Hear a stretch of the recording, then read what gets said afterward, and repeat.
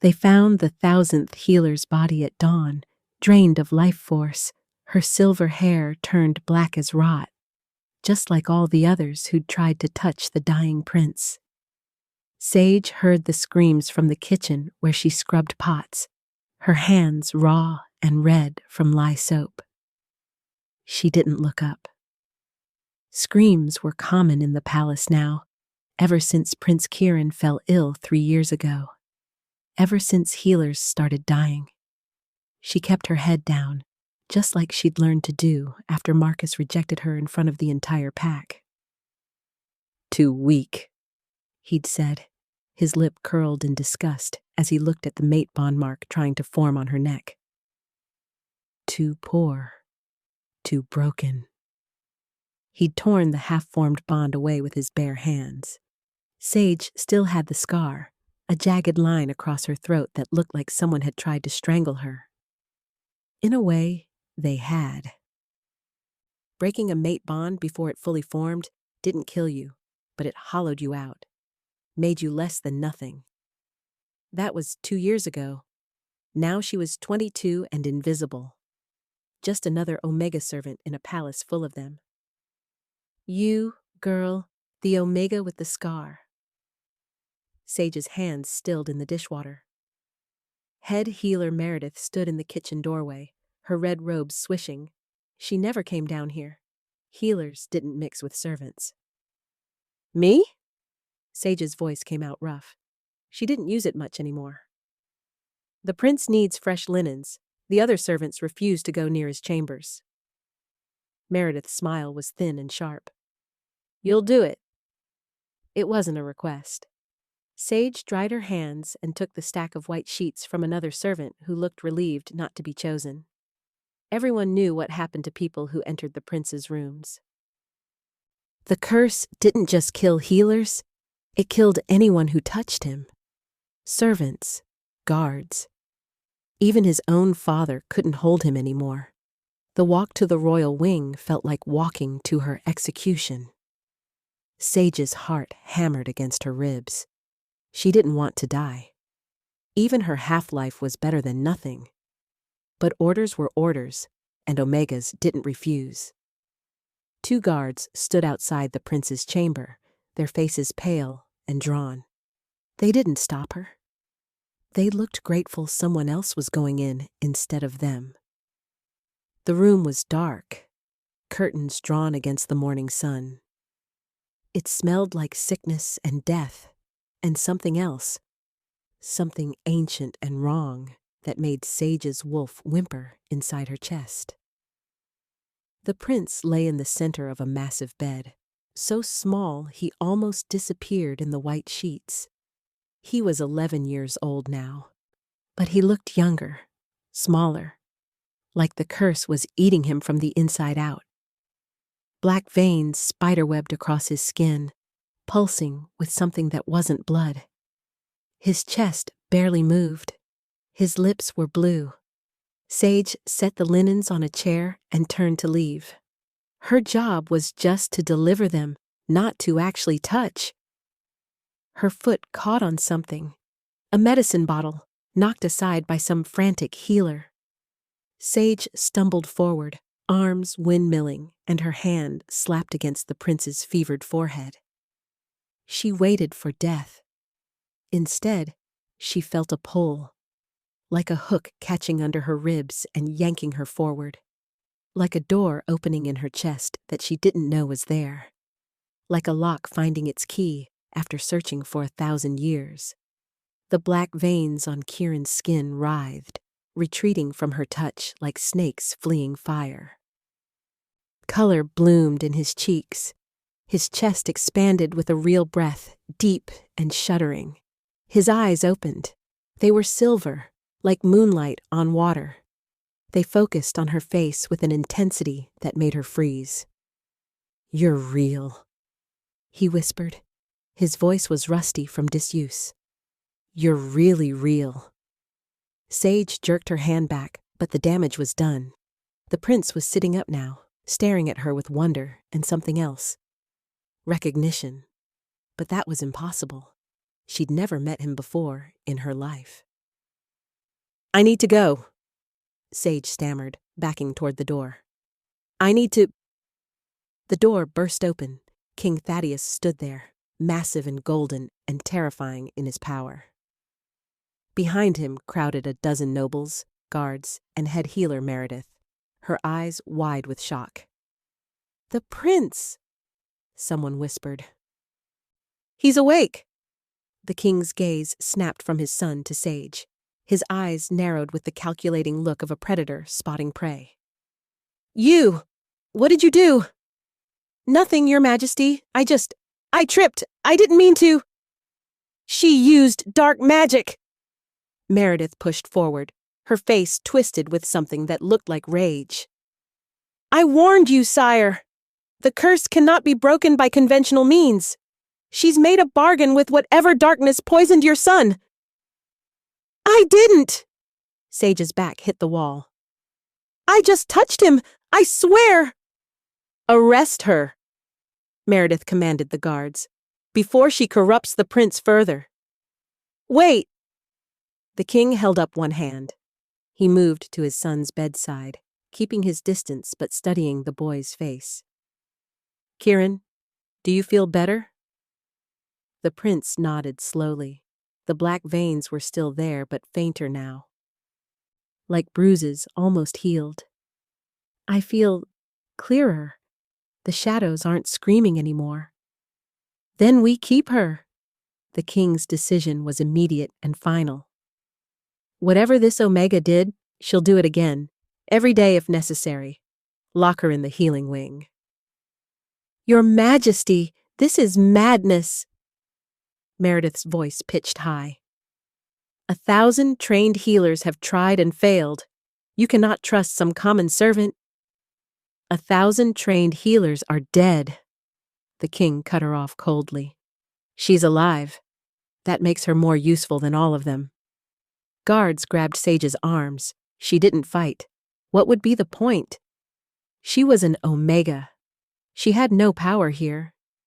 But as they dragged her toward the door, Prince Kieran's voice rang out, clear and wondering and absolutely certain. "Mama, you came back." Everything stopped. The king went rigid. Meredith's face drained of color. Every person in the room turned to stare at the prince, then at Sage. "What did you say?" the king asked, his voice barely a whisper. Kieran smiled, and it was the first time he'd smiled in 3 years. "Mama came back. I knew she would. She promised she'd never really leave me." "The queen died giving birth to you," the king said slowly, like he was explaining something to a very young child. 11 years ago. You never knew your mother." "But I did." Kieran's silver eyes were fixed on Sage with absolute certainty. "I remember her. She sang to me before I was born. She told me stories about the moon and stars. She had that same voice, that same feeling." Sage's mouth opened and closed. I couldn't be. I'm only 22 years old." The prince was 11. The math didn't work. It was impossible. But Kieran was reaching for her with small hands, and the black veins were retreating further, and the ancient wrongness in the room was fading like morning mist. "I don't care what she is," the king said finally. "I care that my son is alive." He looked at Sage with eyes that held no warmth, only calculation. "You will stay in the healing wing. You will tend to my son daily, and you will not leave the palace grounds." "It's a trick," Meredith hissed. "Some Omega magic we don't understand. She could be slowly killing him." "Then you have nothing to worry about, do you?" The king's smile was cold. "If she fails, she dies. If she succeeds, my son lives and you remain head healer of a grateful kingdom. Either way, you profit." Meredith's jaw tightened, but she bowed her head. "As you command." "Your Majesty?" The guards pulled Sage from the room. The last thing she saw was Prince Kieran's face, still smiling, still calling her Mama, in a voice full of joy and recognition. And Sage realized with growing horror that she was now trapped in a game she didn't understand, with stakes she couldn't comprehend, and a dying prince who thought she was his dead mother. Whatever was happening, it was bigger than curses and kingdoms, and she was right in the center of it. Wanting to see what would happen next, subscribe to this channel to get to listen to more of our upcoming exciting stories. Click on the subscribe button now. Thank you. Chapter 2. The dungeon was cold and damp, and it smelled like centuries of fear. Sage sat on the stone floor with her knees pulled to her chest, trying not to think about the rats she could hear scuttling in the darkness. She'd been here for 3 hours, maybe 4. Time moved differently underground. The guards had stripped her of her servant's apron and thrown her into a cell that probably hadn't been used in years. Cobwebs hung in the corners like rotting lace. The only light came from a single torch in the corridor outside. Sage closed her eyes and tried to calm her racing heart. She hadn't done anything wrong. She'd just touched the prince, and he'd gotten better. That wasn't a crime. Except in a kingdom terrified of curses and dark magic, maybe it was. Footsteps echoed in the corridor. Heavy, purposeful, not the shuffling walk of a guard. Sage looked up as King Thaddeus appeared outside her cell, alone. No guards, no witnesses. Just the most powerful alpha in 5 kingdoms standing in the torchlight like an avenging god. He unlocked the cell himself and stepped inside. The space immediately felt smaller, the air thicker. Alpha power rolled off him in waves, making Sage's Omega instincts scream at her to submit, to bow, to show her throat. She stayed sitting. If he was going to kill her, she wouldn't do it on her knees. "Who are you?" His voice was quiet, but it held the weight of command that could move armies. "Sage Holloway, your majesty. Kitchen servant. Omega. No one important. Don't lie to me." He crouched down, bringing himself eye level with her. His golden eyes were sharp and searching. "1,000 healers touched my son and died. You touched him, and he called you mother. Who are you?" "I don't know." The words burst out of her, raw and desperate. "I don't know why he said that. I don't know why I didn't die. I'm nobody. I'm just an Omega who scrubs pots." "Where were you born?" "I don't know. I was found." His eyes narrowed. "Explain." Sage swallowed hard. She'd never told anyone this story. Her adopted family had made her swear never to speak of it. But what did it matter now? She was already in a dungeon. "My adopted parents found me outside the kingdom borders 22 years ago. I was an infant, maybe a few weeks old, wrapped in rags. They were traveling merchants. They should have left me there. Finders of abandoned children are supposed to report them to the authorities. But my adopted mother couldn't have children of her own. So they kept me. And nothing. I grew up as their daughter. We were poor. We moved around a lot. When I was old enough, they got work in the palace kitchens, and I came with them." "You're lying." But his tone was considering, not angry. "What are you hiding?" Sage's hand instinctively went to her back, where her shirt covered the marks she'd spent her entire life concealing. The king's gaze followed the movement like a hawk tracking prey. "Show me," he commanded. "No." His power slammed into her like a physical blow. Sage gasped, her Omega nature screaming at her to obey. "Obey! Obey!" But some stubborn part of her, the part that had survived Marcus's rejection, that had endured 2 years of invisibility and shame, held firm. "Please," she whispered. "They're just birthmarks. They don't mean anything." "If they don't mean anything, Show me. He was the king. He could have her stripped and examined by force. They both knew it, but he waited, giving her the illusion of choice. Sage slowly turned around and lifted her shirt. The gasp was immediate. She couldn't see his face, but she felt the shift in the air, the sudden tension. "Moon's mercy," he breathed. "How long have you had these?" "Since birth," they said. "They've always been there." "And you never questioned what they were?" "My parents told me they were just marks, that lots of babies are born with them. I believe them." Her voice cracked. "I wanted to believe them." She heard him stand, heard his footsteps pace the small cell. "What else? What other secrets are you hiding?" Everything came spilling out then. Maybe it was the shock of the day. Maybe it was the exhaustion. Maybe it was just the relief of finally telling someone the truth after years of lies. She told him about Marcus, about the mate bond that should have been beautiful and eternal, but instead became a noose around her neck, about the public rejection in front of the entire pack, how Marcus had called her weak and broken and wrong.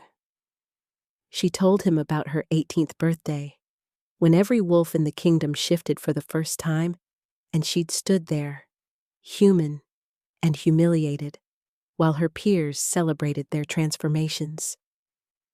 But she didn't tell him the whole truth.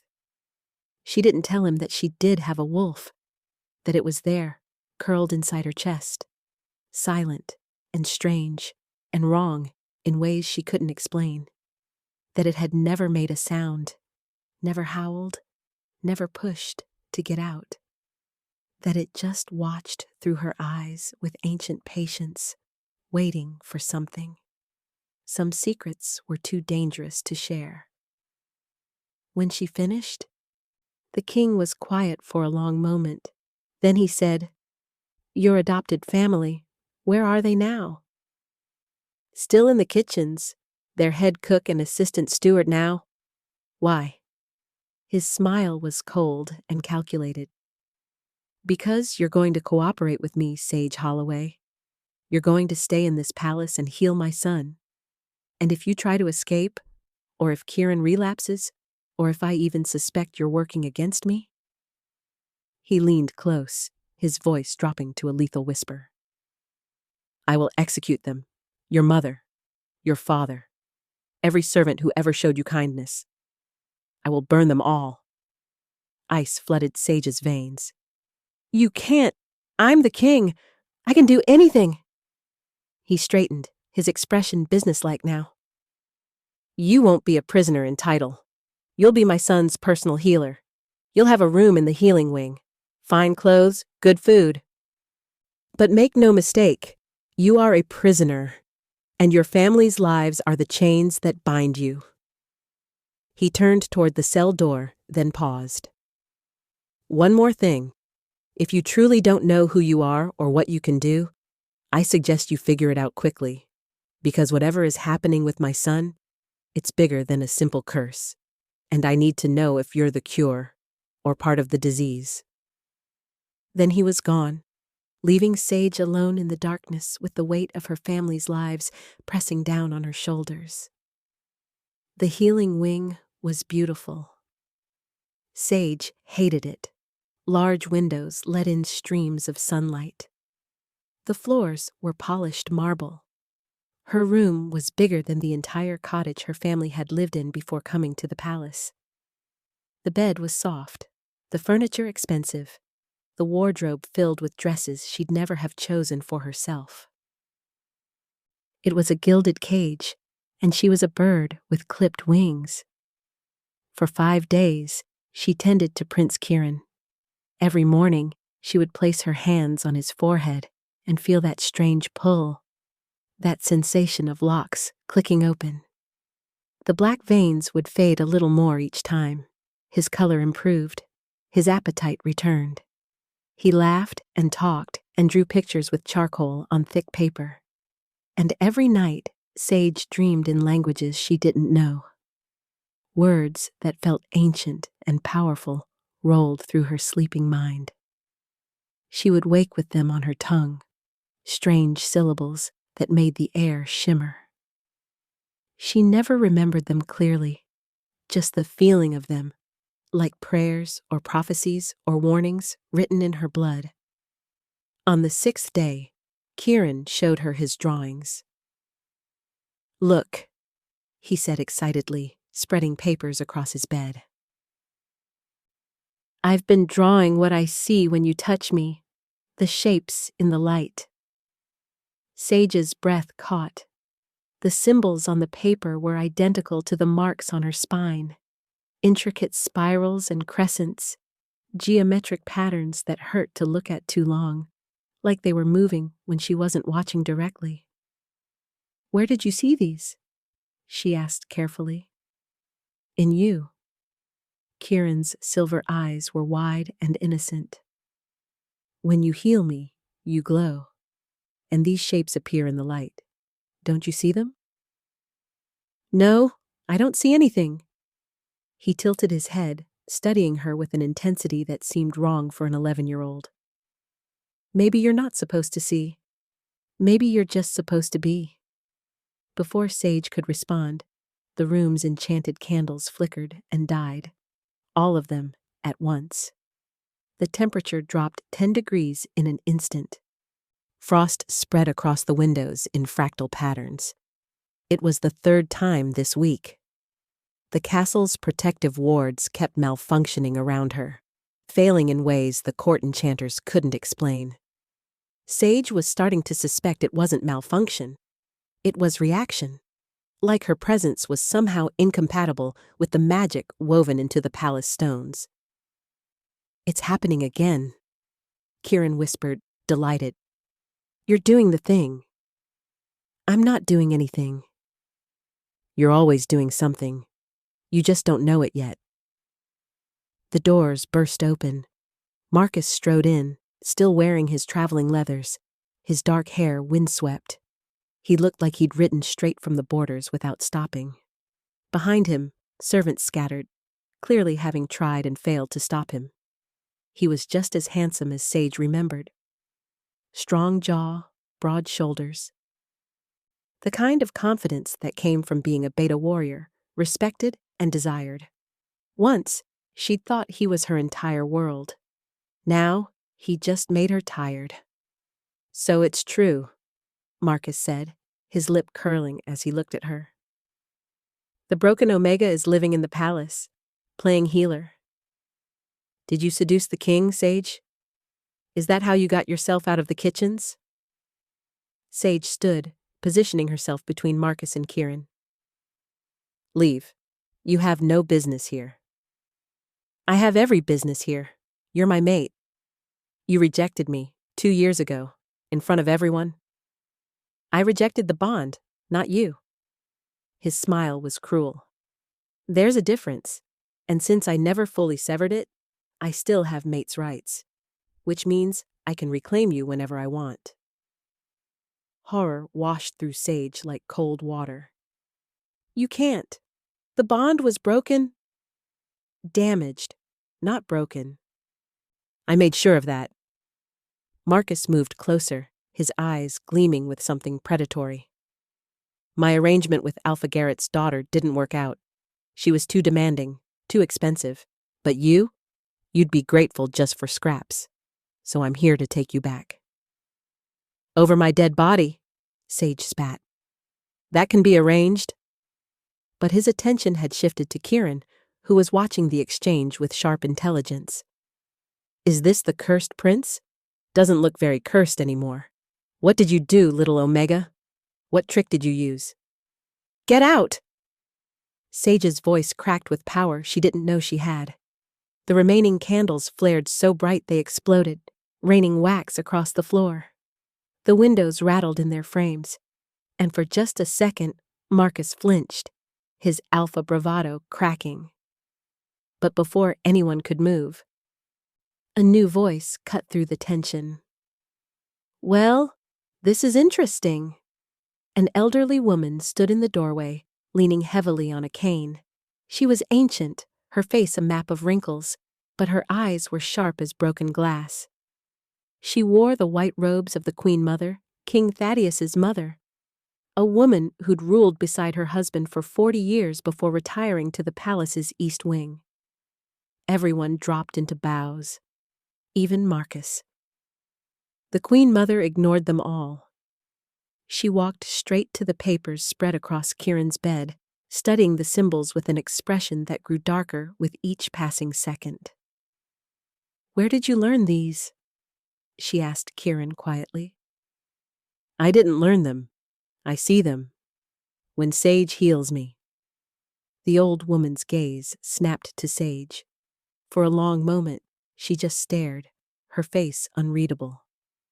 Then she reached out and yanked at the collar of Sage's dress, exposing the scar on her throat, the torn mate bond, and the upper portion of her back. Her gasp was sharp. "Turn around! All the way!" Sage did, feeling exposed and vulnerable. The Queen Mother examined the marks on her spine with shaking hands. "Moon's mercy," she whispered. "I never thought I'd see these again. Not in my lifetime." "What are they?" Sage asked desperately. "Please, what do they mean?" The Queen Mother looked around the room, at Kieran, at Marcus still frozen in his bow, at the servants clustered in the doorway. "Everyone out, now, except you." She pointed at Sage. "You stay." The room emptied in seconds. Marcus left with a murderous look that promised this wasn't over. When the door closed, the Queen Mother sank into a chair like her legs wouldn't hold her anymore. "The mark of the moon blessed," she said finally. "An Omega bloodline blessed by the moon goddess herself. They were exterminated 300 years ago in the Great Purge, hunted down and burned because their power threatened every Alpha kingdom in existence." Sage's world tilted. "That's not possible. I'm nobody." "Your moon blessed. These marks prove it." The old woman's voice was hollow. "They could break forced bonds, heal with a touch, and their children with alphas became unstoppable, born with the strength of alphas and the gifts of the blessed combined. Every royal family wanted them as breeding stock or dead. Most chose dead.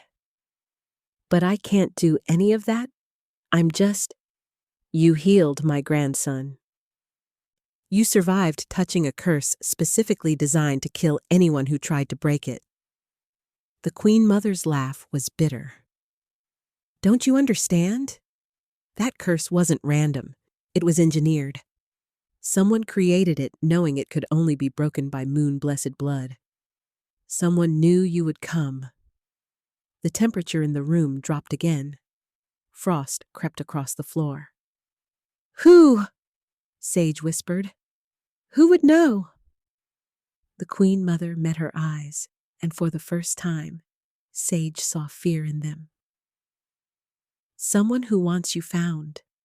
Someone who's been waiting 300 years for the bloodline to resurface. And now that you've announced yourself by healing the prince." She stood, gripping her cane so hard her knuckles turned white. "Now they'll come for you." "Who?" Sage asked again, her voice breaking, but the Queen Mother just shook her head. "Pray you never find out, child, because if they find you first, death will be a mercy compared to what they'll do." She left Sage alone in the room with Kieran's drawings, the ancient symbols that marked her as something thought extinct, hunted, feared. And somewhere in the palace, Sage could swear she heard footsteps approaching, steady, patient, inevitable, like something had been waiting a very long time for her to finally wake up. Wanting to see what would happen next, subscribe to this channel to get to listen to more of our upcoming exciting stories. Click on the subscribe button now. Thank you. Chapter 3. The whispers started in the servants' quarters and spread like plague through the palace. Moon blessed. The Omega is moon blessed. The old bloodline returned. The goddess has sent her. Within 2 days, Sage couldn't walk through a corridor without people dropping to their knees or making warding signs behind her back. Some left flowers outside her door, white moonblooms that only grew in sacred groves. Others left salt and iron, ancient protections against dangerous magic. She was worshipped and feared in equal measure, and she hated both. The court divided itself into factions overnight. The temple priestesses declared her a divine gift and demanded she be housed in their sanctuary. The military advisors, led by the Beta Council, called for her immediate execution as a threat to the natural order. The noble families couldn't decide if they wanted to kill her or marry their sons to her, and through it all, King Thaddeus watched her like a hawk, tracking wounded prey. He'd moved her to quarters closer to Kieran's rooms. "For convenience," he said, though the suite he gave her was far too grand for a servant-turned-healer. He assigned her a personal guard of 6 warriors who followed her everywhere. He attended every healing session, standing in the corner with his arms crossed and his golden eyes tracking her every movement. It should have felt like protection. Instead, it felt like possession. "You're staring again, Your Majesty," Sage said, without looking up from where she sat beside Kieran's bed. Her hands rested on the boy's forehead, that familiar pull singing through her veins as the black veins retreated further. They were almost gone now, just faint shadows beneath his skin. "I'm observing," Thaddeus corrected. "There's a difference." "Is there?" She finally met his gaze and immediately regretted it. The intensity there made something in her chest clench. Not fear, something worse. Something that felt dangerously close to recognition. She looked away first. She always did. Kieran stirred under her touch, mumbling in his sleep. "Mama, don't go." "I'm not going anywhere," Sage whispered, smoothing his dark hair back from his forehead. It was getting easier to touch him like this, to play the role he needed her to play, even if it broke something inside her every time he called her that. "He's bonded to you," Thaddeus said quietly. "Psychologically, the court physicians say it's unprecedented. Dangerous. He's a child who's been sick for 3 years. He's latching onto the first person who made him feel safe. It's more than that. He has nightmares when you're not near. Last night, when you stayed in your own quarters, the servant said he screamed for 3 hours straight." The king moved closer, his presence filling the room like a storm rolling in. "You've become essential to him, to his survival, to your kingdom," Sage thought bitterly. "That's what you mean. I'm essential to your legacy." But she didn't say it. She just nodded and finished the healing session, feeling the now familiar exhaustion settle into her bones. Whatever she did when she healed Kieran, it took something from her. Not life force exactly, but something deeper. Some well inside her that was slowly draining. "Sage." Thaddeus's voice was softer now, almost gentle. "I know this isn't easy. I know you didn't ask for any of this. Then let me go. You know I can't do that. Because of the curse. Because you're moon blessed. Because half the kingdom wants to crown you, and the other half wants to burn you. Because my son will die without you." He paused, and something flickered across his face. Something raw and quickly hidden. Because the kingdom needs you." The air between them felt charged, electric. Sage's pulse kicked up for reasons that had nothing to do with fear. This was worse than his possessive watching. This was him being almost human, almost vulnerable, and she couldn't let herself see that. She stood abruptly. "I need to rest." He didn't stop her from leaving, but she felt his gaze on her back the entire way to the door. The Beta Council came for her 3 days later. Sage was in the library, trying to research moon-blessed history in books that had somehow survived the Great Purge, when Marcus strode in with 5 other betas flanking him. They all wore the formal leathers of their rank, silver claws embroidered on their chests. "Sage Holloway," Marcus announced, his voice carrying through the vast room. "By ancient law and the authority of the Beta Council, I invoke my mate right." Sage's blood turned to ice. "You have no mate right. You rejected me." "I damaged the bond. I never severed it completely." He smiled, and it was the smile of a predator who'd finally cornered his prey. "Which means, according to the old laws, I can challenge any alpha who attempts to claim you. And if no alpha claims you," he shrugged, "you revert to my custody by default. That law is 300 years old. Old laws still carry weight, especially with moon-blessed bloodlines." One of the other betas stepped forward, an older man with steel-gray hair. "The Beta Council recognizes Marcus's claim. If King Thaddeus wishes to dispute it, he must either formally claim you as his own or allow Marcus to take you." "The king has no interest in claiming a servant," Marcus said smoothly, but his eyes glittered with triumph. "Do you, Your Majesty?" Sage's head snapped around. Thaddeus stood in the library entrance, and his expression was carved from stone. The silence stretched like a blade being slowly drawn from its sheath. "No," Thaddeus said finally, and the word hit Sage like a physical blow. "I have no claim on Sage Holloway beyond her service as my son's healer." Marcus's smile widened. "Then she's mine. However," Thaddeus continued, his voice dropping to a lethal purr, "any attempt to remove her from the palace will be considered an act of treason against the crown, as she is essential to the prince's continued health. She will remain here, under palace protection, until Kieran is fully recovered." "And when he recovers?" Marcus challenged. "Then we'll discuss terms." Thaddeus's golden eyes fixed on Sage with an expression she couldn't read. "Until then, she stays." It wasn't protection. It was a stay of execution. Sage realized with growing horror that the king had just publicly declared he had no personal interest in her, which meant Marcus's claim stood unchallenged. The moment Kieran was healed, she'd be handed over like property. The betas left satisfied, Marcus throwing Sage one last poisonous look of ownership. When they were gone, Sage turned on Thaddeus. "You just gave me to him. I bought you time. You abandoned me.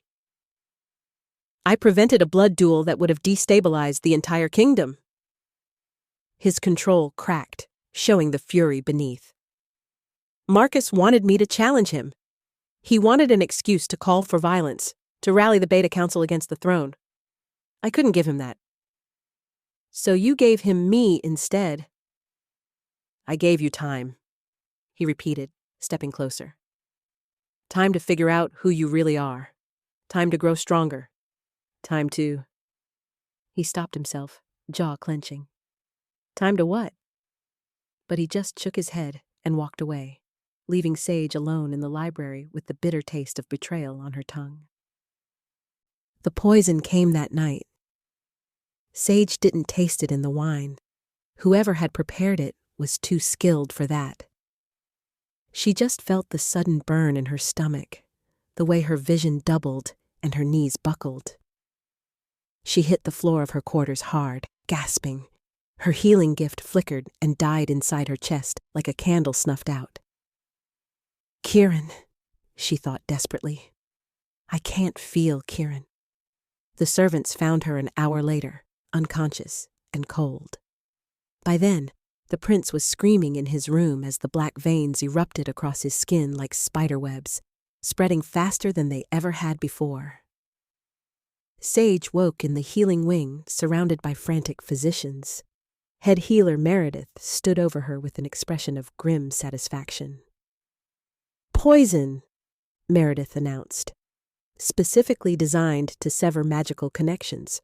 Rare, expensive, and completely untraceable." Her smile was thin. "How unfortunate." "Kieran." Sage tried to sit up, but her body wouldn't obey. "Relapsing rapidly. Whatever you were doing to keep the curse at bay, it's undone now." Meredith leaned close, her voice dropping. "Perhaps this is the moon goddess's way of reminding us that some things aren't meant to exist." Rage gave Sage strength. She grabbed Meredith's wrist, and despite the poison burning through her veins, she felt that familiar pull trying to activate. It sputtered, weak and broken, but it was there. "You did this," Sage hissed. "Prove it." Meredith yanked her arm free. "You're moon-blessed. You have enemies everywhere. It could have been anyone." But Sage saw the flicker of fear in the healer's eyes. Whoever had done this, Meredith knew about it.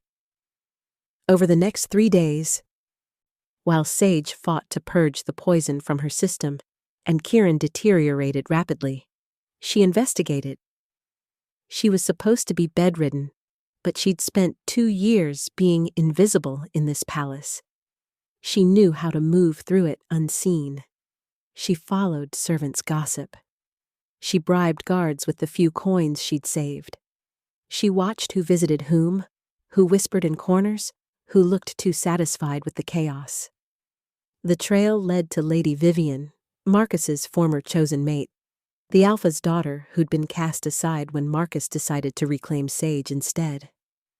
Sage found her in the garden at midnight, pacing like a caged animal. "You poisoned me," Sage said without preamble. Vivian spun around, her face pale in the moonlight. "I don't know what you're—" "Don't lie. I can see it in your face. You wanted revenge on Marcus for abandoning you, and you thought hurting me would hurt him." Sage stepped closer. "But you're not smart enough to get poison that targets moon-blessed biology. Someone gave it to you." "Who?" "I can't. They'll kill me." "Kieran is dying. A child is dying because of you. Tell me who gave you the poison, or I swear by the moon goddess, I will make sure everyone knows what you did." Vivian broke. Tears streamed down her face as she crumbled. "They said it would just make you sick. They said it would break your connection to the prince, so Marcus would lose interest. They said no one would get hurt." "Who?" "I don't know. They left me a note with the poison. It said if I didn't use it, they'd reveal that my family's fortune came from embezzling crown funds. We'd be executed." She sobbed harder. "They knew everything about me. Things no one should know." "They had evidence, documents with my father's seal. I had no choice." Sage's mind raced. Someone with access to secret financial records. Someone who could move through the palace, leaving messages. Someone who wanted Kieran's healing disrupted, but not necessarily killed, because a dead prince was useless, but a sick one kept everyone desperate and distracted. "Where did you find the note?" "In my chambers, under my pillow. I don't know how they got in. My rooms are always guarded. Someone with authority, someone trusted. The betrayer wears a crown of trust," a voice whispered in Sage's memory, though she didn't know why. She left Vivian crying in the garden and ran. Not to her quarters, not to the healing wing, but to the one place no one had thought to look. The late Queen's chambers. They'd been sealed since Elena's death 11 years ago, preserved like a shrine. But Sage had overhead servants mention a passage in the old wing, a hidden door that the Queen had used for privacy. She found it behind a tapestry, a narrow staircase leading down into darkness. The chamber at the bottom was small and cold, lit only by moonlight through a single high window. And there, on a small desk, sat a leather journal covered in dust. Sage's hands shook as she opened it. The handwriting was elegant, feminine, and increasingly desperate as the entries progressed. He knows. Moon goddess, help me. He knows what I am. I thought I could hide it forever. I thought if I was careful, if I never used my gifts, no one would discover the marks. But he saw them, and now he watches me like I'm a weapon he wants to control. The curse is coming. I've seen it in my dreams. Black veins, death written in shadow. My son dying while I watch helpless. There's only one way to stop it. Only one sacrifice that will work. I'm going to transfer the curse to Kieran. Better he carry it and survive than die from it. And when the time comes, when the bloodline resurfaces, another moon blessed will find him, will heal him, will protect him from what's coming. The betrayer wears a crown of trust. He walks these halls with power and smiles, and everyone bows. But I know what he plans. I know why he wants my son cursed and controlled. He wants... The entry ended abruptly, the last words smeared as if written in haste. But there was one final page. Fresh blood, still dark enough that it couldn't be more than days old, spelled out words that made Sage's world tilt. Protect my son from his own blood. Someone had been down here recently. Someone had added this message.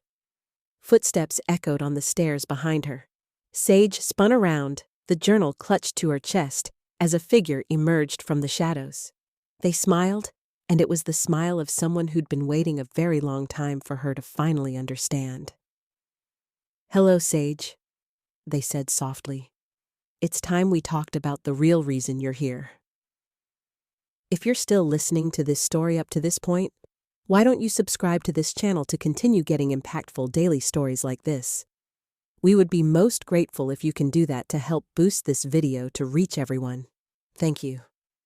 Chapter 4. Kieran was dying. Not slowly this time, but rapidly, the black veins spreading across his skin like cracks in breaking ice. His screams echoed through the palace.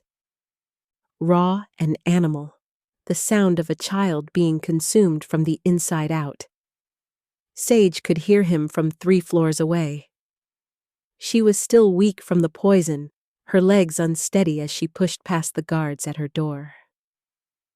They tried to stop her, hands gentle but firm, telling her the physicians were with the prince, that she needed to rest. She shoved past them anyway. The healing wing was chaos. Servants ran in every direction. Meredith barked orders that no one followed because there were no orders that could help. And in the center of it all, King Thaddeus stood beside his son's bed with an expression of absolute devastation. "Sage." His voice broke on her name. I don't know how to." She didn't let him finish. She pushed through the crowd and placed her hands on Kieran's forehead. Nothing.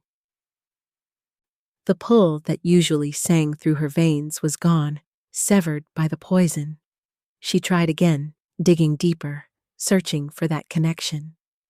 But it was like reaching for something through thick glass. She could see it, sense it, but couldn't touch it. "It's not working," Meredith said with barely concealed satisfaction. "The poison destroyed her gift. The boy is lost." "No." Sage's voice was steel. "Get everyone out, now. You can't just... out!"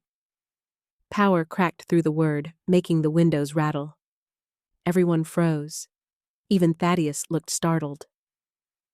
"Do what she says," the king ordered quietly. The room emptied in seconds. Only Thaddeus remained, standing in the corner like a guardian statue, his golden eyes fixed on her. "You should leave too," Sage said. "Not a chance." She didn't have time to argue.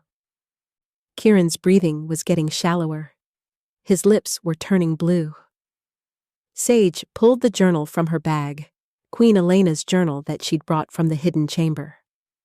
Her hands shook as she flipped to a page near the middle, where the late queen had written in desperate detail about a forbidden ritual.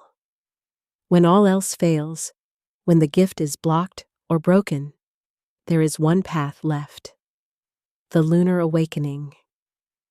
It will either unlock the full power of the moon-blessed bloodline, or it will consume the one who attempts it. Only try this if death is the alternative.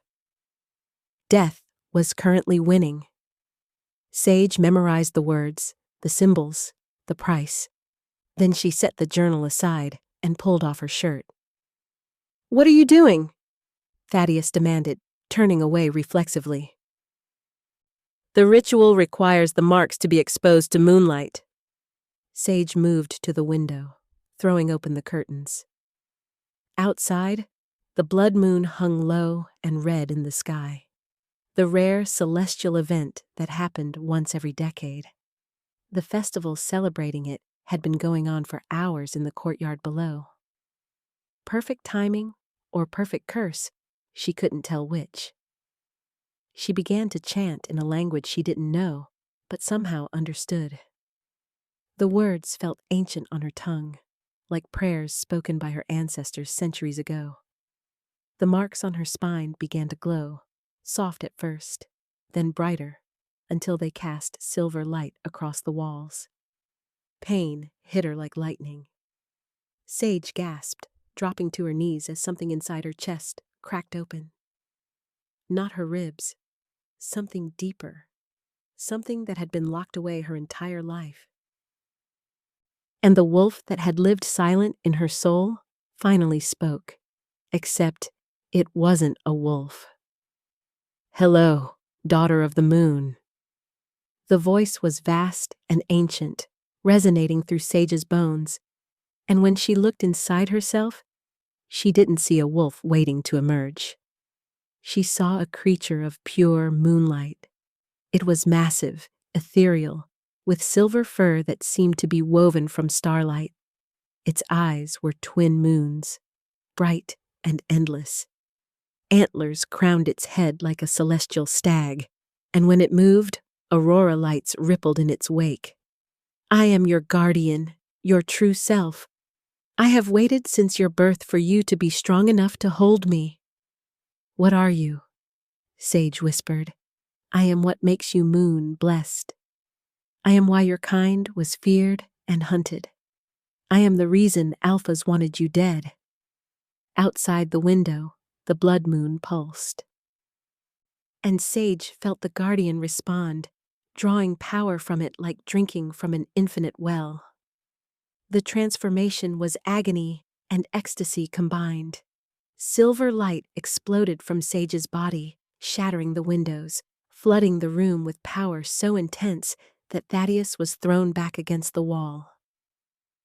The light didn't stop at the room. It poured out into the corridor, down the stairs, flooding the entire palace. In the courtyard below, where hundreds of nobles and servants celebrated the Blood Moon Festival, the light washed over them like a wave. And every wolf present, Alpha, Beta, Omega, dropped to their knees in submission. Not forced, not commanded, just inevitable, like gravity or tide. The power radiating from Sage demanded acknowledgement the way the moon demanded the ocean bow. King Thaddeus, the most powerful alpha in 5 kingdoms, found himself on his knees in his own son's room, his head bowed, every instinct screaming at him to submit to the celestial creature standing where Sage had been.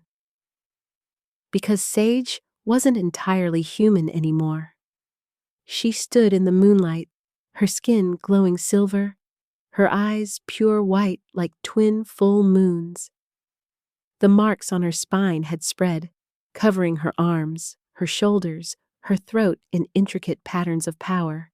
And behind her, visible only as a shimmer in the air, the guardian loomed like a protective deity. She turned to Kieran. The boy's eyes were open now, silver like hers, and he was smiling despite the black veins consuming him. I knew you'd come, he whispered. Mama always comes. Sage placed her hands on his forehead, and this time the connection was instantaneous. Not a pull, a flood. Power poured from her into him, burning away the curse like morning light destroying shadows. The black veins retreated, then disappeared entirely. Kieran's color returned, his breathing steadied, and when he sat up, there were faint silver marks appearing on his own skin, a mirror of hers, but different, smaller, nascent. You're moon-blessed, Sage breathed. Elena passed it to you. Half, Kieran corrected, his voice stronger than she'd ever heard it. Half moon-blessed, half alpha. Mama said I'd be special. She said I'd be the bridge. Slow, mocking applause echoed from the doorway. Spectacular, Lord Caius said, stepping into the room. He looked the same as always, middle-aged, distinguished, with silver hair and kind eyes. Kieran's godfather. The king's most trusted advisor. Truly, a performance worthy of the old stories. Thaddeus struggled to his feet, though the submission aura still pressed on him. Caius? What are you— Oh, your majesty, still so trusting. Even now. Caius's smile widened, and his eyes flashed with something ancient and hungry. Did you really think your wife died in childbirth? That her complications were natural? The temperature in the room dropped 10 degrees. I killed her, Caius continued conversationally, when she revealed herself trying to save the boy from my curse. She was moon-blessed, you see, just like this one. And I couldn't have her interference ruining centuries of planning. You cursed Kieran. Sage's voice resonated with double tones, her own and the Guardian's. You killed Elena. Why? To draw you out, of course. Caius spread his hands like he was explaining something obvious. The moon-blessed weren't extinct. You were just hidden. Scattered. Your bloodlines diluted over generations. But I knew if I created a curse that only moon-blessed blood could break, eventually one of you would surface. And here you are. The genocide, Thaddeus growled, finally finding his voice. The order that killed them 300 years ago. Still exists, still thrives, still believes that alphas should rule unchallenged. Caius's expression hardened. Moon-blessed threatened that order. They could break forced bonds, heal wounds we inflicted, create offspring that combined alpha strength with blessed gifts. They made us vulnerable, so we burned them. You're insane, Sage spat. I'm practical and patient. I've been searching for moon-blessed survivors for 3 centuries, using curses as bait, collecting their blood when they revealed themselves. He pulled out a vial from his robes, dark red liquid that seemed to glow with its own light. Elena's blood, preserved. Combined with yours, I'll have enough to create a serum that can control all wolves, alpha, beta, omega, complete submission to whoever holds it. He smiled at Thaddeus. Imagine, Your Majesty, your entire kingdom, your entire species, reduced to puppets for a new empire. And you'll live just long enough to watch it happen. Caius moved faster than anything human should move. His hand shot out, a blade appearing from nowhere, aimed directly at Sage's throat. But Kieran moved faster. The boy threw himself between them, his small hands raised, and silver light exploded from his palms. Raw, untrained, desperate power that slammed into Caius and sent him flying across the room. You hurt my mother! Kieran screamed, and his voice carried harmonics that made the walls crack. You hurt Mama! Sage felt it then, the connection between them. Not just healer and patient, not even just the bond Kieran had formed with her. This was bloodline recognizing bloodline, her guardian responding to the nascent power in him. Together, the guardian whispered, "Show him why we were feared." Sage grabbed Kieran's hand. Their powers synchronized instantly, two sources of moonlight combining into something greater than either alone. Caius climbed to his feet, snarling, his human facade cracking to show something darker underneath. "You can't kill me! I'm immortal! I've survived 3 centuries!" "We're not going to kill you," Sage said calmly. The silver light around them intensified, solidifying, forming shapes in the air. "We're going to make sure you survive for 3 more centuries, conscious, aware, and completely powerless." The light formed a cage, not made of bars, but of pure moonlight, geometric patterns that locked together like an impossible puzzle. It contracted around Caius, who screamed and clawed at it, but the light was solid as diamond and twice as unbreakable. "A moon-forged prison," Kieran said, his voice overlapping with Sage's. They spoke in unison now, 2 minds linked. "You'll exist in the space between moonrise and moonset, frozen in time, feeling every second pass but unable to move, unable to speak, unable to do anything but watch the world continue without you." "No!" Caius's scream was cut off as the prison sealed completely, shrinking down to a small sphere of light that hovered in the air, pulsing with his trapped rage. Kieran reached up and plucked it from the air like picking fruit. "We should put this somewhere safe, somewhere deep, where no one will ever find it." "The catacombs beneath the old temple," Thaddeus said quietly. He'd watched the entire battle in stunned silence, still on his knees from the submission aura. "They're sealed with ancient magic. Nothing gets in or out." Sage nodded. The power was already fading, the guardian retreating back into her soul, satisfied. She felt exhausted, wrung out, but whole in a way she'd never been before. The silver light died. The submission aura lifted. And she was just Sage again, or at least a version of Sage who now knew exactly what she was. Around them, the palace was silent. Everyone who'd witnessed the transformation, who'd felt the power, was still processing what they'd seen. Then, slowly, the whispers started. "The moon-blessed has awakened. The guardian walks among us. The old blood has returned." The next 3 days were a blur of political maneuvering and social upheaval. Marcus appeared on the second day, pale and shaken. He publicly renounced his claim in front of the entire court, his voice steady despite the shame in his eyes.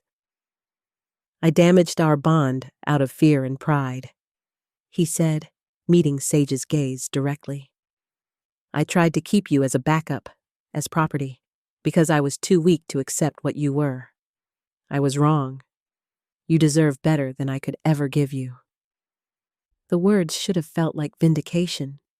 Instead, Sage just felt tired. "Thank you," she said simply, and she meant it. Marcus nodded once, then left the court. Sage heard later that he'd requested transfer to the border patrol, as far from the palace as possible. Maybe running away, maybe trying to find himself. Either way, the forced bond dissolved the moment he spoke the renunciation, and Sage felt the last threads of their connection finally, truly break. She was free. Or so she thought. King Thaddeus requested a private audience on the 3rd day. They met in his study, surrounded by maps and papers, and the weight of a kingdom. He looked older somehow, the events of the past week aging him in ways that power couldn't prevent. "I need to tell you something," he said without preamble. "The mate bond between us, it's been forming since you first touched Kieran." Sage's breath caught. "That's not possible." "Mate bonds don't work that way." "They do for moon-blessed and alphas, especially when catalyzed by an act of healing." He moved closer, his golden eyes intense. I felt it that first day. That pull. I told myself it was just concern for my son, just gratitude for what you were doing. But it wasn't. It was recognition. My wolf knew you before I did. You loved your wife. I did. I still do. His voice cracked.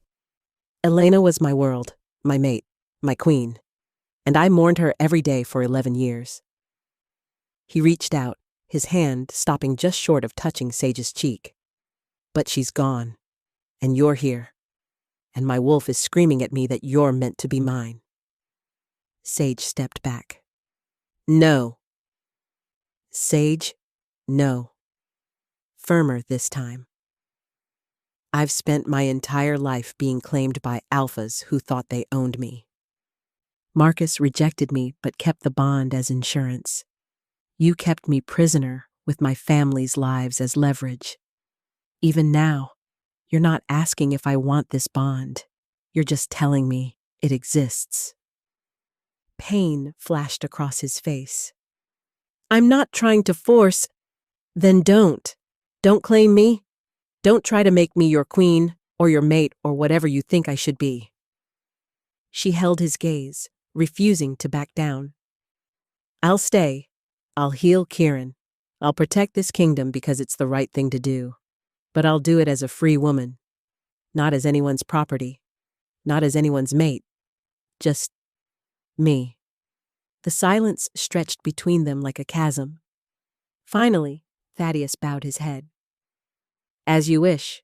You'll have quarters in the palace, a stipend, full authority as Kieran's guardian and healer.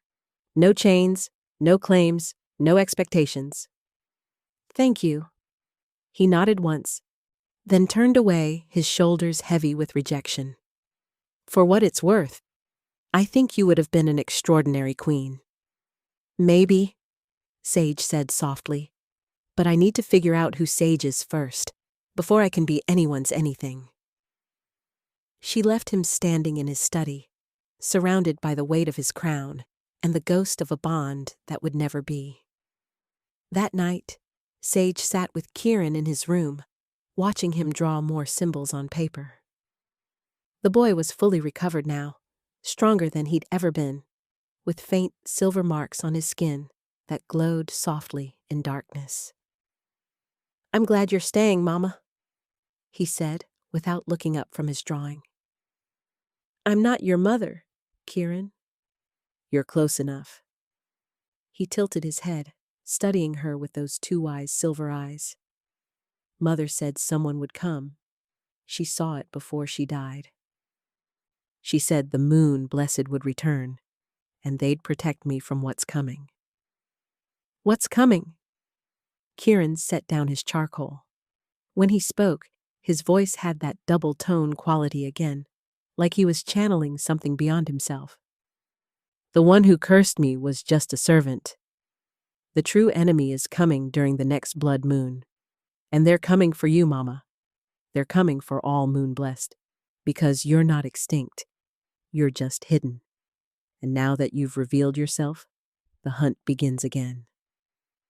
Ice flooded Sage's veins. What hunt? But Kieran just smiled, sad and knowing. The one that never really ended? The one that's been waiting 300 years for someone like you to wake up. He went back to his drawing, adding details to symbols that made Sage's spine ache in recognition. They're already on their way. I can feel them in my dreams. And they're so much worse than Lord Caius ever was. Sage looked out the window at the night sky, where the blood moon had finally waned to silver. Somewhere out there, something was coming. Something ancient and patient and very, very angry. She thought defeating Caius was the end. It was only the beginning. The hunt was coming. And this time, she wouldn't be able to run. If you're still listening to this story up to this point, why don't you subscribe to this channel to continue getting impactful daily stories like this? We would be most grateful if you can do that to help boost this video to reach everyone. Thank you. Chapter 5.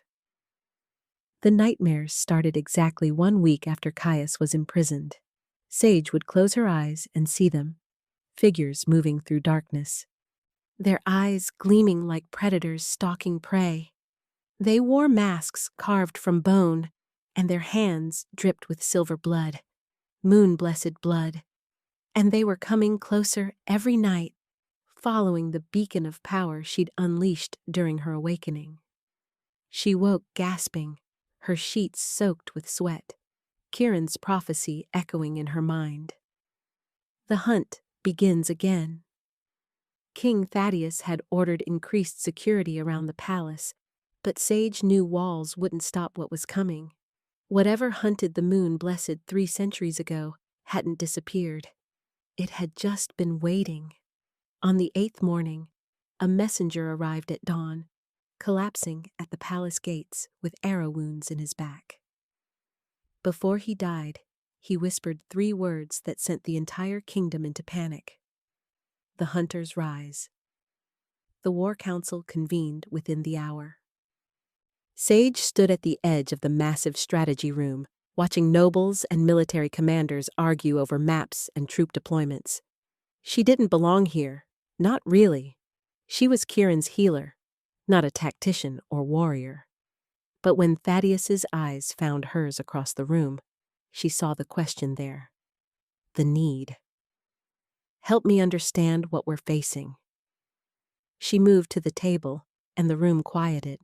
Even after a week, her presence commanded attention in ways that made her uncomfortable. The moon-blessed aura clung to her like perfume, subtle, but undeniable. "Tell us what you know," Thaddeus said quietly. Sage pulled out Queen Elena's journal, its pages worn from her constant reading.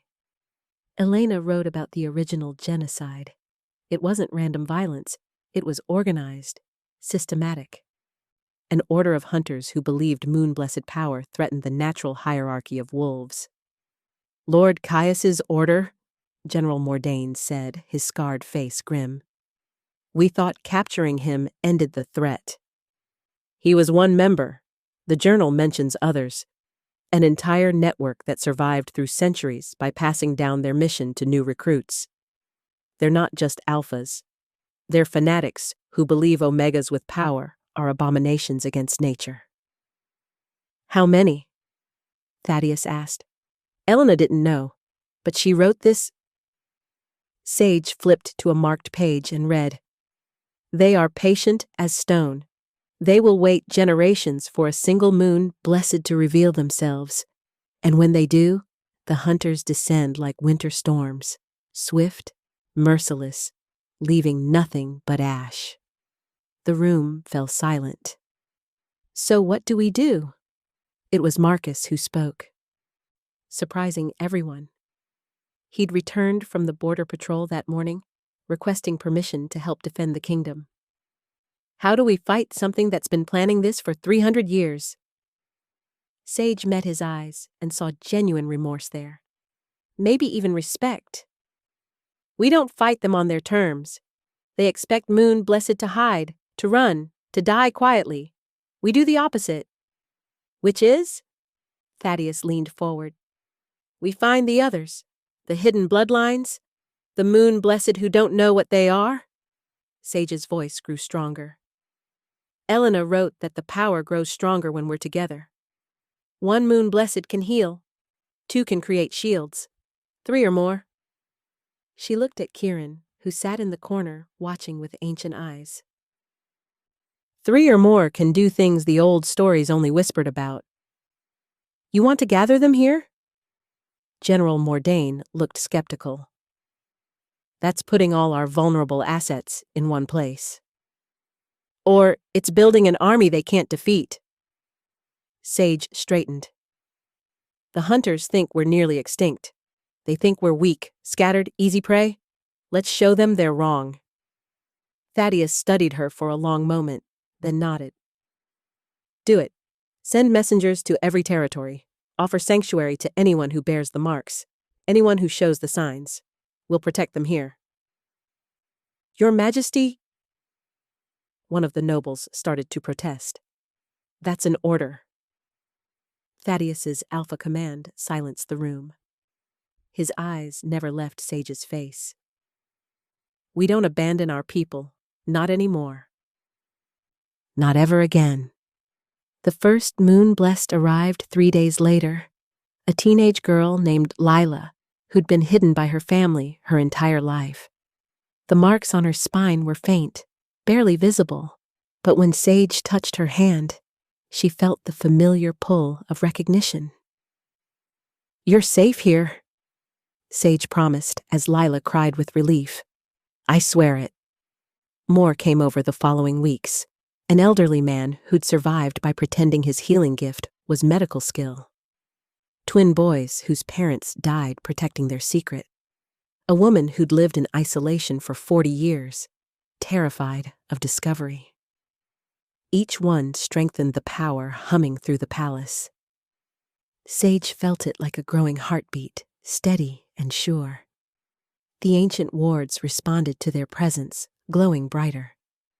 Fortifying themselves with moon-blessed energy they'd been designed to channel centuries ago.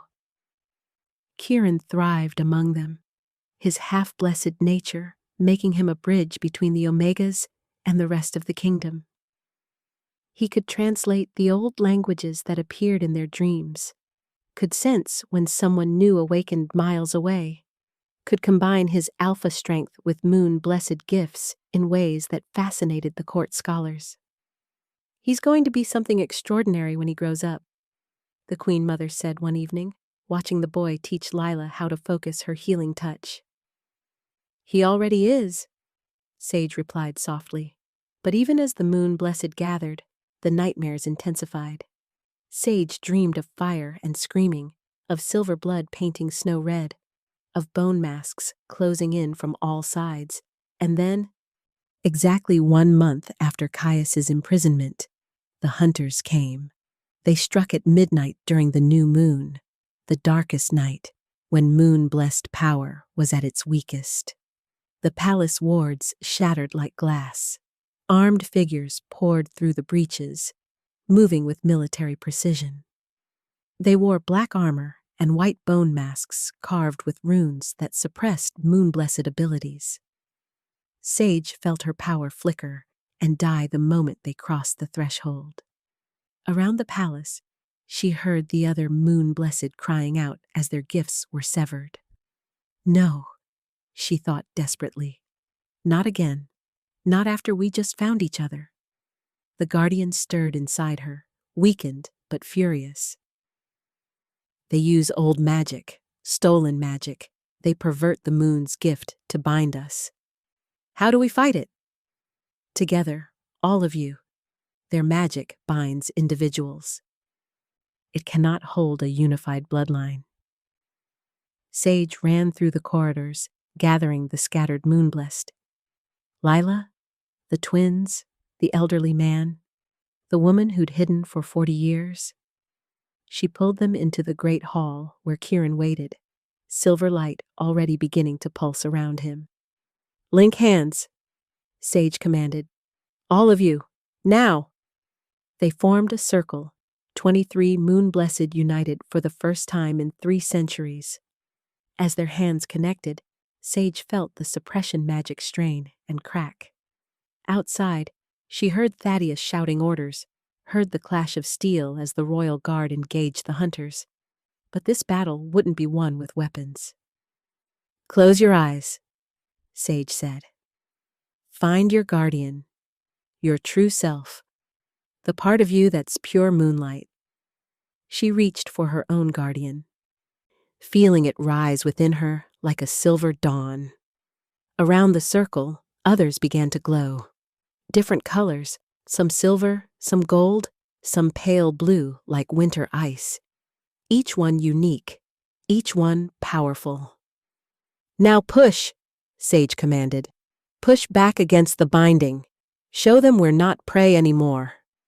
The combined power of 23 moon-blessed erupted like a star being born.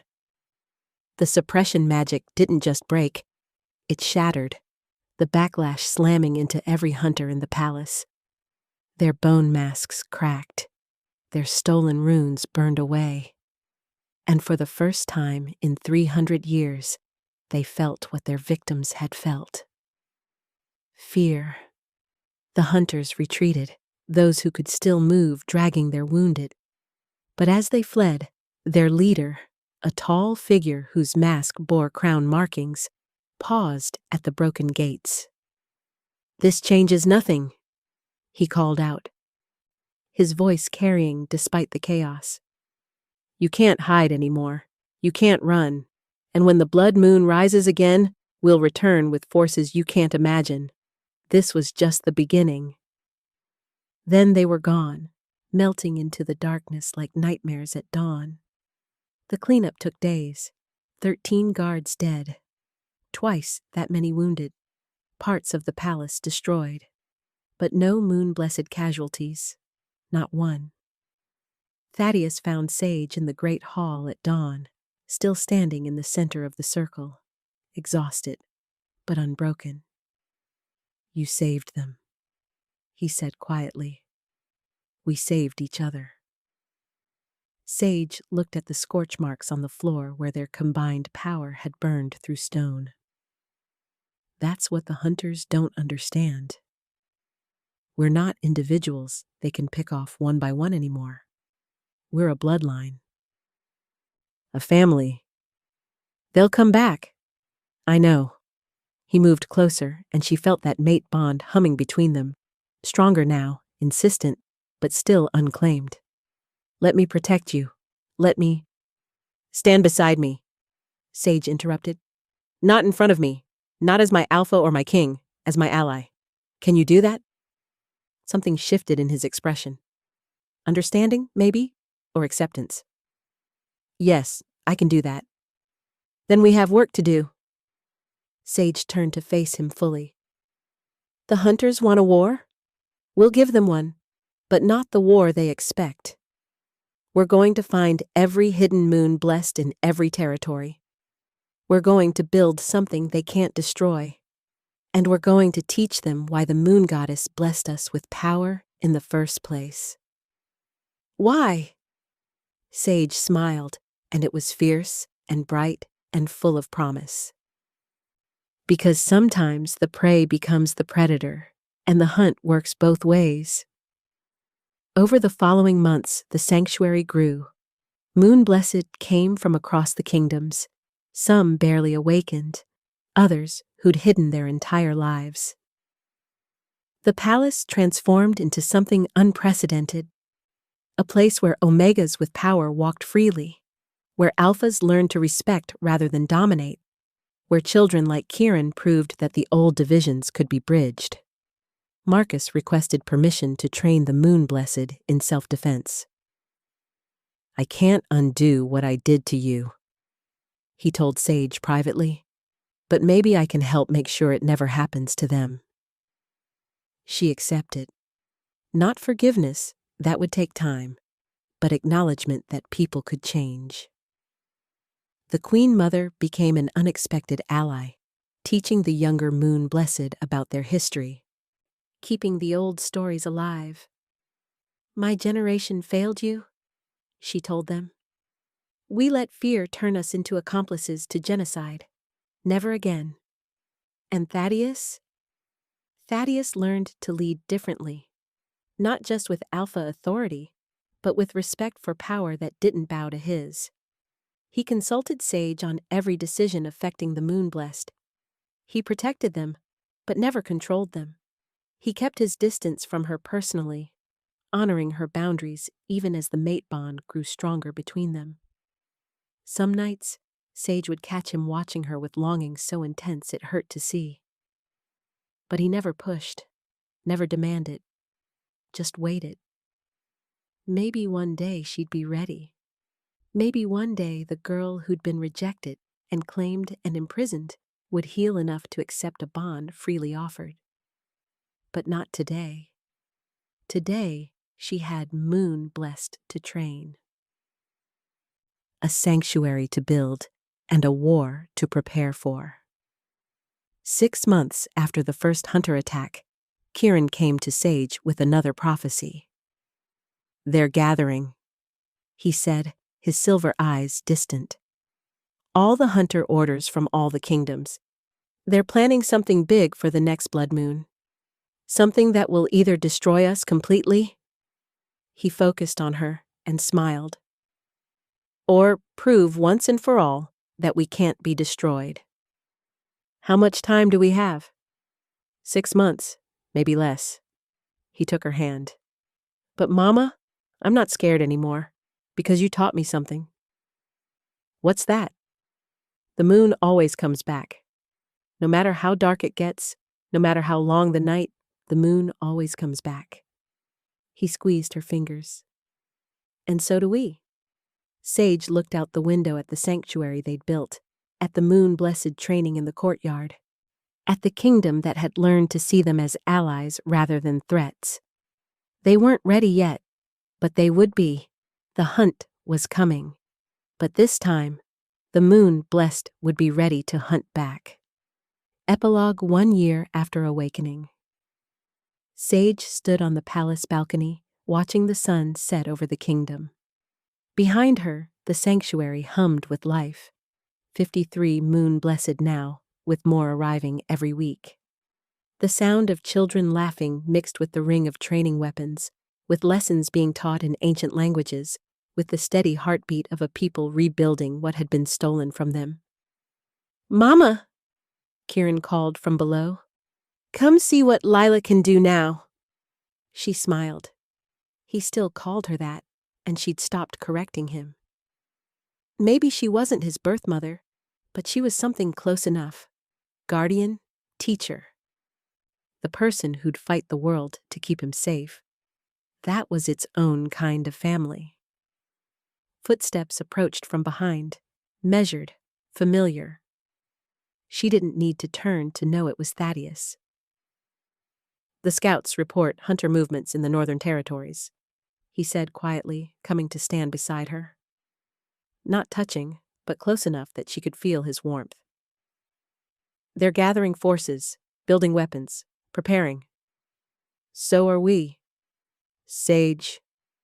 He hesitated, then continued carefully. "I know you're not ready. I know you may never be ready, but I need you to know, whether you accept the bond or not, whether you ever see me as more than an ally, I'm with you.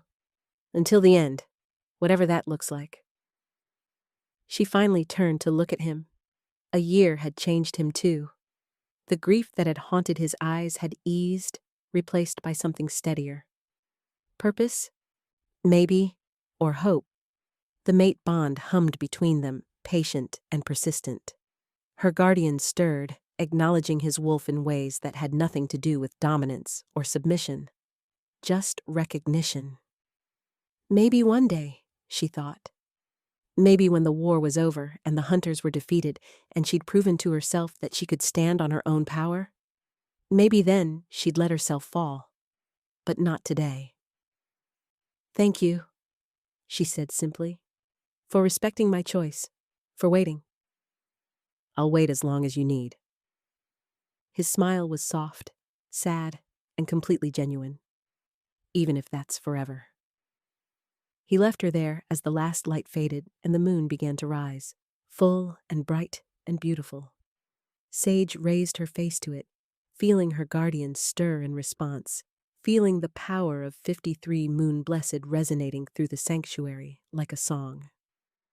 The hunters thought they could finish what they started 3 centuries ago.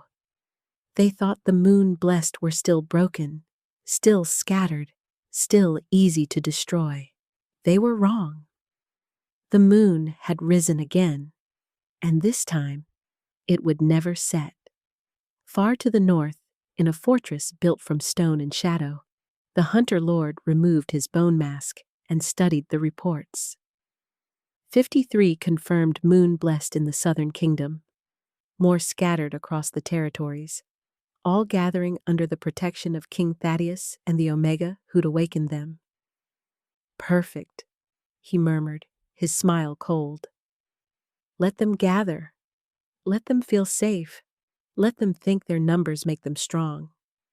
He walked to a hidden chamber where ancient artifacts lined the walls, weapons forged in the first genocide, soaked in moon-blessed blood, designed to kill what couldn't be killed by normal means. When the blood moon rises, he said to the darkness, we'll remind them why they were hunted to extinction. We'll show them that some sins can't be forgiven. Some powers can't be allowed to exist. He lifted a sword that gleamed with sickly light, its blade inscribed with runes that made reality itself shudder. And this time, we won't leave any survivors. The end. Thank you for watching this video. Please subscribe and like this video to continue listening to this type of story daily, and also to appreciate this community too. I would like to know the country in which you are listening to this story. Which country is that? Please comment below.